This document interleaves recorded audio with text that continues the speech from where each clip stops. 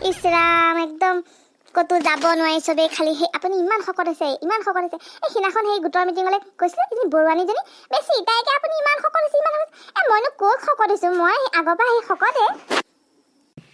ঐ মালা কি হ'ল হয়নে ইমান অকলে অকলে কি সেই বুঢ়া সেই আছা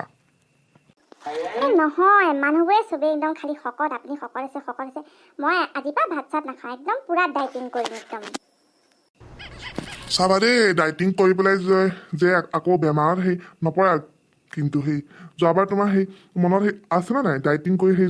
তোমাৰ যিখন হ'ল নাই মই এবাৰ পুৰা একদম ডাইটিং কৰিম ৰাতিপুৱা মই একদম ওটছ খাম দিনত সেই অকণমান ভাত খাম ৰাতি মই একদম দালি সেই অকণমান খাম আৰু খাই পেলাই সেই শুই থাকিম আৰু মানুহৰ কথা বাদ দিয়া না মানুহেতো সদায় সেইবোৰ কৈয়ে থাকে মইতো ক্ষীণ মইতো এগাল খাওঁ কিন্তু মোৰ স্বাস্থ্যটো নাই হ'ব দিয়া এইবোৰ বাদ দিয়া কি এইবোৰ ডাইটিং চাইটিং সেই কৰি থকা চাবা আকৌ ডাইটিং কৰাৰ পিছত বেমাৰ হ'ব নাই মই এতিয়া একদম ৰামদেৱ বাবা য়োগা কৰিম এইটো আললম বিললম সেইবোৰ কৰিম একদম পুৰা খোজকাঢ়িম ডাইটিং কৰিম মই একদম চিলিমজনী হৈ যাম তেতিয়া চাম মোক কোনে হাঁহে আইঅ তুমি যি কৰা কৰি থাকা দেই পিছত কিন্তু আৰু কিবা হ'লে মোৰ গাত দুখ নাই আৰু দেই তুমি মানে অকণমান চাপৰ যে সেইকাৰণে মানে অকণমান শকত দেখিয়ে আৰু কাক আপুনি চাপৰ বুলি কৈছে মই কিবা চাপৰ নেকি কিবা প্ৰথমতে নিজে একদম চাই চিতি বিয়া পাতিছে এতিয়া মোক চাপৰ ক'বলৈ আহিছে